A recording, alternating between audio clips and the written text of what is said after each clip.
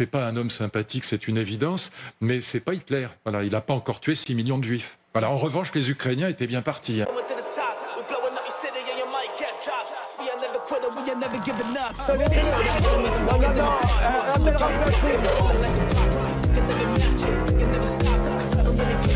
Vous fumez, monsieur?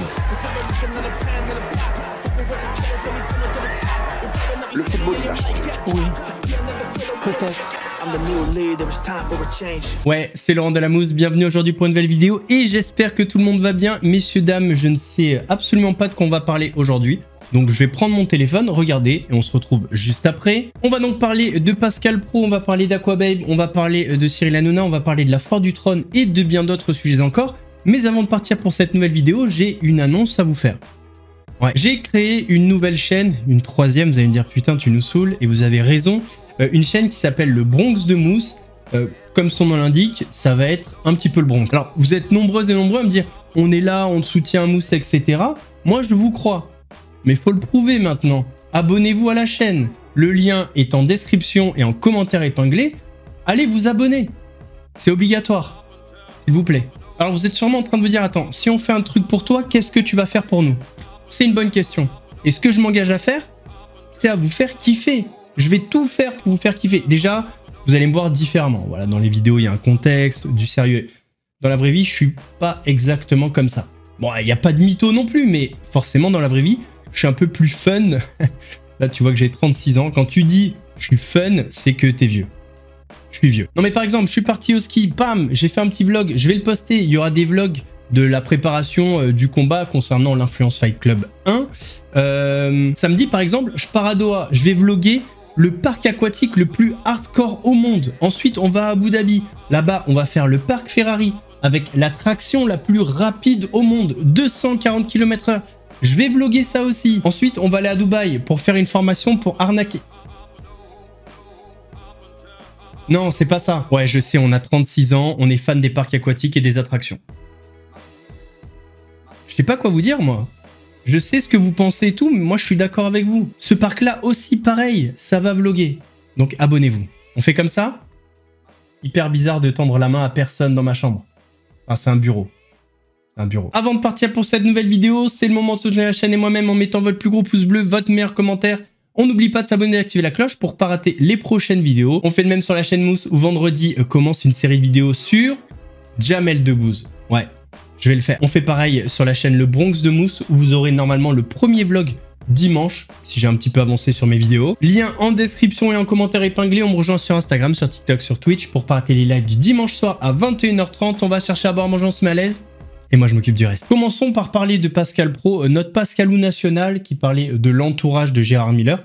Gérard Miller, sur qui j'ai fait une vidéo sur la chaîne principale, la chaîne Mousse. Je vous mettrai le lien en description. Et Pascal, il est un petit peu étonné que l'entourage de Gérard Miller n'ait rien vu. On rappelle que Pascal Pro travaille sur la même chaîne que Jean-Marc Morandini. On dit ça, on ne dit rien. Alors effectivement, Pascal, à l'époque, ne travaillait pas avec Jean-Marc Morandini. Mais c'est encore pire aujourd'hui. Parce qu'aujourd'hui, on sait. Et pourtant, il fait l'autruche. C'est ça qui est pire dans l'histoire.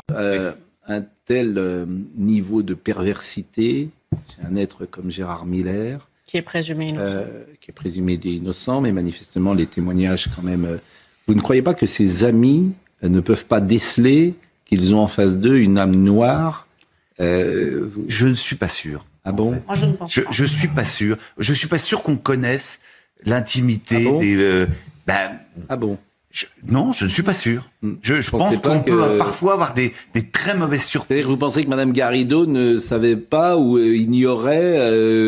Écoutez... je pense qu'elle ne savait pas qu'il hypnotisait potentiellement, je dis bien potentiellement, des femmes dans son hôtel particulier du 11e. Oui, je ne pense qu'elle ignorait, qu'elle ne voyait pas dans son attitude, dans ses conversations, des choses qui auraient pu... Le mec soit séducteur, dragueur, probablement... non, mais je ne parle même pas sur ces sujets-là, mais sur d'autres sujets, parce que quand forcément il y a quelque chose qui...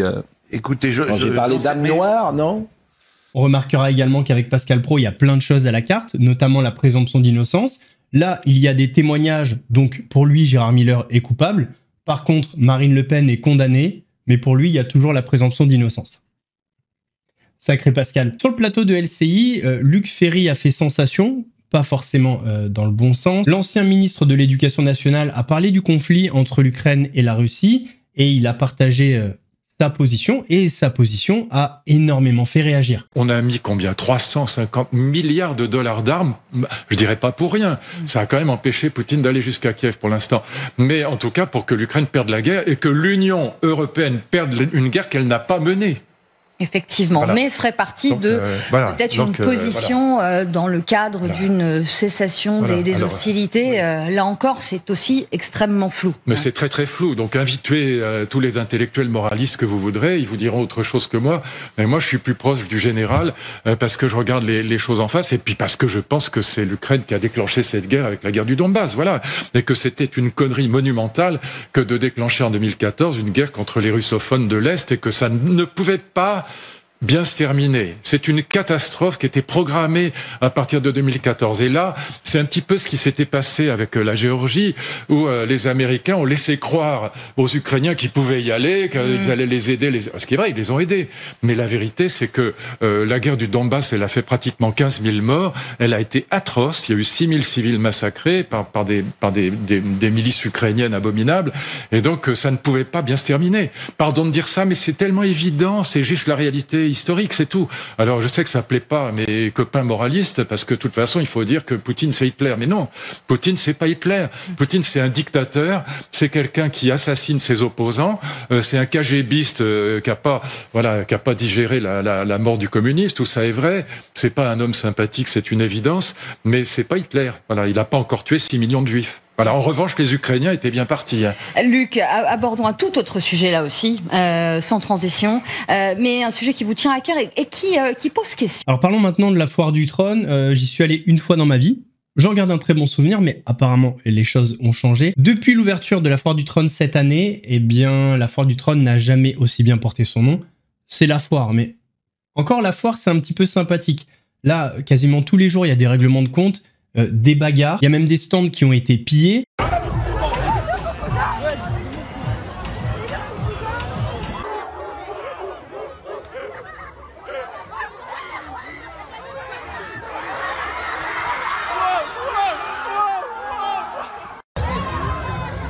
Ouais, jusqu'à c'est parti dedans.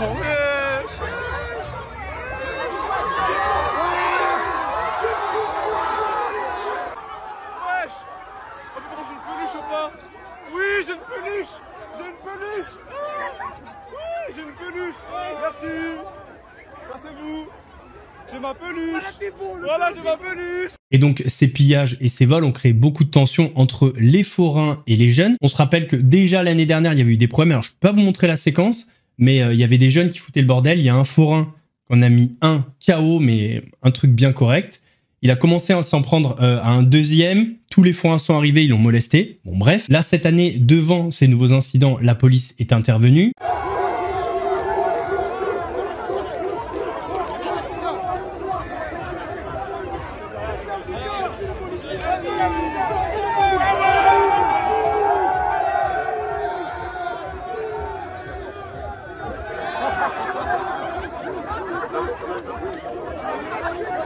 Mais apparemment, tous les soirs, la situation est vraiment très très tendue et les forains n'en peuvent plus. Qui dit nouvelle journée, dit nouvelle aventure. Je vous attends au stand de paintball. Je voulais vous passer un message. En ce moment, c'est un peu tendu à Foire du Trône et c'est vraiment triste parce qu'en fait, il y a des gens qui viennent régler leurs comptes à la Foire du Trône. Il y a des gens qui viennent faire des histoires. Il y a des gens qui viennent casser, plier, qui viennent voler. Des narvalos. Moi, j'appelle ça des narvalos. On a des familles qui viennent à la Foire du Trône, on a des duos, des couples, des amoureux, on a des jeunes, des plus vieux, enfin bref, vous avez compris. La Foire du Trône, c'est un lieu pour se détendre, avoir un divertissement pour rigoler, pour passer de bons moments. Les gens qui viennent filmer n'importe quoi à des moments précis pour faire le buzz sur TikTok, c'est des narvalos. Hein. il filme les Schmitt, il filme les forains, il filme des choses qu'on n'a pas à filmer, tout ça pour faire le buzz. Et après les gens ils ont peur de venir à la foire du trône. Les gens après ils disent ouais, trop d'insécurité, trop de ci, trop de ça. Alors t'as des gens qui défendent les forains, t'as des gens qui défendent ceux qui viennent se bagarrer. On est où là? C'est quoi ça? Pourquoi vous venez faire ça à la foire du trône? Pourquoi vous vous bagarrez pas en bas de chez vous? Pourquoi vous vous bagarrez pas ailleurs? Donc voilà, j'aimerais avoir votre avis parce que c'est du grand n'importe quoi. Nous on est là pour travailler, pour vous apporter des bons souvenirs, pour que vous passiez de bons moments. Donc voilà, donc j'espère que le message va être véhiculé en disant que vous pouvez venir tranquillement, il n'y a pas de problème, il faut arrêter de regarder toutes ces vidéos de Narvalo. Après voilà, notre ami forain, il défend son beefsteak, c'est normal qu'il essaie de rassurer les familles, mais la vérité c'est que ça donne pas envie. D'ailleurs, force à tous les forains de la foire du trône et ailleurs. Hein. Mais dans cette situation, je vois même pas comment on ne peut pas être du côté des forains. Les mecs, ils travaillent, une foire, une fête foraine. Normalement, c'est festif pour venir en famille. Et là, c'est le zoo, quoi. Hein. Vraiment. C'est-à-dire que tu peux venir avec tes enfants en poussette, te retrouver au milieu d'une bagarre, d'un mouvement de foule. Non, c'est pas possible. On vit dans un monde de tarés. Alors depuis quelques jours, il y a des rumeurs comme quoi Cyril Hanouna risquait de plaquer le groupe M6, de claquer la porte à W9 pour se lancer dans la course à la présidentielle. Alors, pour l'instant, ça ne reste que des rumeurs, mais il y a eu plusieurs moments sur Europe 1 où il s'est un petit peu prêté au jeu. Il a dit voilà, si j'étais président, je ferais ci, je ferais ça, je reniflerais un cul de chien, enfin un truc dans le genre. Alors il y a eu un sondage où on est venu interroger les Français en leur proposant des personnalités pour savoir s'ils pourraient voter pour eux ou pas. Et dans ces personnalités, il y avait Cyril Hanouna. Et écoutez les résultats qu'il a obtenus. 21, je voudrais m'arrêter de petites secondes sur un sondage qui a été réalisé. Ce sondage, c'est un sondage qui est sorti hier. C'est le rapport Toluna. Toluna Harris Interactive pour Comistra et l'Opinion. Exactement. Et donc, si la prochaine élection présidentielle en France avait lieu dimanche prochain, pourriez-vous voter pour chacune des personnalités suivantes? Alors, Gauthier Lebray, vous nous le débriefez. Enfin, il y a plein de monde. Hein. Ah, il y a du beau monde. C'est pas des intentions de vote. Hein, oui. Bon, oui. Est-ce que vous pouvez voter pour cette personne? Oui ou non? Exactement. Voilà. Et là, on a tous les oui. À l'instant T. À l'instant T. Donc, celui qui arrive en tête, c'est Jordan Bardella, 37%, Marine Le Pen, 36%. Là, il n'y a pas de grande surprise, donc il faut plutôt passer sur les personnalités qu'on attendait moins. Par exemple, Michel-Édouard Leclerc, 20%. Dominique de Villepin, potentiel électoral de 19%. Bruno Le Maire, 17%. Éric Zemmour, 16%. Gérard Larcher, Jean-Luc Mélenchon, Clémentine Autain. Alors voilà, Tony Estanguet, personnalité intéressante après les JO, 14%. Laurent Berger, ancien patron de la CFDT, 14%. Lui aussi. Vincent Ladon, l'acteur. Vincent Lardon. Travaille au pied de cochon. Qui est pro-Bérou. Qui est un ami du Modem depuis longtemps, qui votait Bérou. Parce que j'ai pas compris pourquoi il y avait Vincent Lindon en fait. Pourquoi en fait? Parce que c'est une personnalité qui s'est toujours un peu engagée, sans vraiment dans le faire. Films déjà. Voilà, dans ses films, sur la question sociale. Et il avait déjà répondu je suis intéressé par la politique. Et il avait eu un portrait dans Le Monde qui lui prêtait des ambitions présidentielles. Oui. Donc 13% Vincent Lindon. Il y a Jason Statham également. Louis Sarkozy, dont on parle souvent. J'adore. 12%. Il y a mon ami Karim Bouamran. 11%. À égalité. Ça prend pas trop. Avec Cyril Hanouna et Xavier Niel. 11%. Il commence. Ouais. Ça va. Et puis il a jamais dit qu'il voulait se présenter aux élections, Karim. Même oui. Voilà. Il y a Xavier Niel, 11%. Comme vous, 11%. Il y a Francis Lalanne, 8%. Tiens, Francis Lalanne qui veut venir nous voir cette semaine. Arrêtez. Ouais. Il va venir dans Marche sur la tête. Je crois qu'il vient jeudi. Sérieux? C'est lui qui m'a demandé. Ouais, il viendra. Je crois qu'il y a Patrick Sébastien aussi qui vient cette semaine. Oh, non, ça j'ai encore ce week-end écouté ces nouveaux tubes là. Alors il y a Thibaut Inchep aussi que j'aime beaucoup. Thibaut 6%. Par contre moi ma grande fierté c'est d'être devant Clémence Guettet. Ça me fait tellement plaisir qu'il y a 9%. Éric Piolle aussi, c'est pas mal si je me permets. Franchement Éric Piolle, le maire de Grenoble aussi. Non mais ça franchement ça m'a fait du bien. Ça m'a fait du bien. Après il y a plein de gens entre 11 et 15%. Mais ce qui est fou c'est qu'il n'y a pas un énorme écart entre Yaoul Braun-Pivet 16% et Xavier Niel 11%. Non. C'est pas fou. Alors on rappelle que c'est pas des intentions de vote, mais c'est est-ce que vous pourriez voter pour cette personne ou pas. Donc il y a 11% des personnes qui ont été interrogées qui pourraient voter pour Cyril Hanouna. Ça fait peur. Mais on rappelle un truc à tous ceux qui pensent qu'un jour Cyril Hanouna pourra arriver au pouvoir. Il y a un truc que vous avez tendance à oublier. Pour se présenter au présidentiel, il faut avoir 500 signatures de maire. Et honnêtement, ça m'étonnerait qu'il les ait un jour. En ce moment, messieurs, dames, ça chauffe pour nous, pour les citoyens français. On a eu François Bayrou qui a dit ceci. Notre conviction, celle qui justifie la réunion de ce matin, est que seule une prise de conscience de nos concitoyens, seule la confrontation les yeux ouverts avec la vérité de notre situation peut soutenir une action déterminée.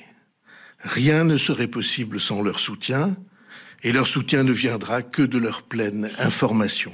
Bon, là, tu commences un petit peu à la sentir arriver, mais c'est pas fini. On a Pierre Moscovici, président de la Cour des comptes, qui va nous mettre le reste. Voilà.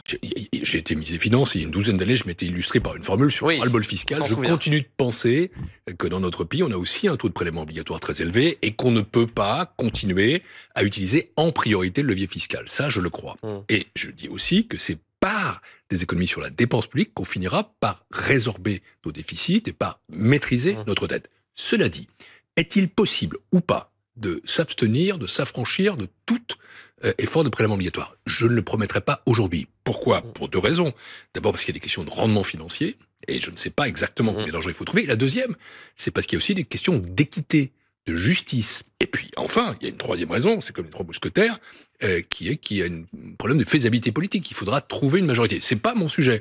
Mais je crois que il faut démarrer. D'abord, le diagnostic, il faut le partager. De ce point de vue-là, la démarche du Premier ministre est juste, il faut commencer par être lucide, et après ça, il faut trouver des solutions. Et les solutions, eh bien, elles supposent aussi qu'il y ait une certaine forme de consensus, une certaine forme d'équilibre. Les Français vont faire beaucoup d'efforts, il faut que tous les Français fassent des efforts à hauteur, en quelque sorte, de la capacité contributive. Et donc, sur la fiscalité, je dirais non, vraiment, point trop d'infos, mais pas de tabou non plus. Et puis enfin, c'est un débat démocratique. Et on peut pas dire à la fois, on vous demande un effort considérable, et puis toutes les voies sont fermées, ou certaines sont fermées, ou certaines sont ouvertes. En fait, la vraie question, c'est à quel moment les Français ont cessé de faire des efforts. Personnellement, j'ai fait mes comptes. En 8 ans, mes frais fixes, au global, tout confondu, ont augmenté de 75%. Donc, Pierre, je te le dis, de quel effort tu parles? En fait, la question que je veux te poser, et à tous les autres, c'est à quel moment on arrêtera les efforts qu'on fournit depuis... Parce que nous, t'as vu, on n'en peut plus de faire des efforts. Et encore, je pense que je fais partie des privilégiés. Ceux qui se soucient pas du frigo rempli, du loyer payé, etc. Mais les autres, mais comment ils font? Et puis l'autre question qui me vient en tête, c'est est-ce que vous faites des efforts? J'ai toujours vu le capitaine, les leaders d'une équipe comme des exemples. Et j'ai pas l'impression que vous nous montriez l'exemple. Enfin, je sais même pas si à un moment donné, vous l'avez fait. On va terminer cette vidéo en parlant de Aquababe. Aquababe qui a été mis une nouvelle fois en garde à vue pour avoir diffusé des images du procès de Magali Berda, le procès pour cyberharcèlement. En fait, on se rappelle qu'en mars, il y avait l'affaire de cyberharcèlement qui visait Magali Berda qui était jugée, donc à Paris. Aquababe avait donc participé à ce procès. Il avait filmé et diffusé des extraits du procès. Alors que c'est interdit. Il a donc été placé en garde à vue puis relâché. Alors d'après lui, il faisait de la prévention. On a son avocat Tom Michel qui trouve ça dommage que la justice dépense de l'argent public. On souffle Tom Michel quoi. En fait Tom Michel c'est le genre d'avocat qui t'envoie une mise en demeure parce que t'as cité 2 fois le nom de son client dans une vidéo. Mais par contre quand son client il fait des trucs interdits, ouais non mais c'est trop, faut pas aller si loin etc. On est où là Tom? Tommy, on se réveille un peu de cohérence, ça serait bien. De toute façon, il verra jamais cette vidéo, il a d'autres chats à fouetter avec Aquababe. J'ai dit chat, je voulais dire plainte. Messieurs, dames, on arrive à la fin de cette vidéo, j'espère qu'elle vous a plu. Si c'est le cas, votre plus gros pouce bleu, votre meilleur commentaire. On n'oublie pas de s'abonner et d'activer la cloche pour pas rater les prochaines vidéos. On fait de même sur la chaîne principale, la chaîne Mousse, où vendredi on commence la série de vidéos sur Jamel Debbouze. On s'abonne au Bronx de Mousse, lien en commentaire épinglé et en description. On me rejoint sur Instagram, sur TikTok, sur Twitch pour partager les lives du dimanche soir à 21h30. Nous, on se donne rendez-vous demain pour une nouvelle vidéo actuelle. En attendant, prenez soin de vous. Laurent de la Mousse vous salue. Ouais, c'est mousse. Très frais comme une mousse. Léger comme le houmous. Piquant comme un bimousse. Un gros lion te course. Tu cries, t'as la fausse. J'arrive à la rescousse. Regarde, ouais, c'est moi.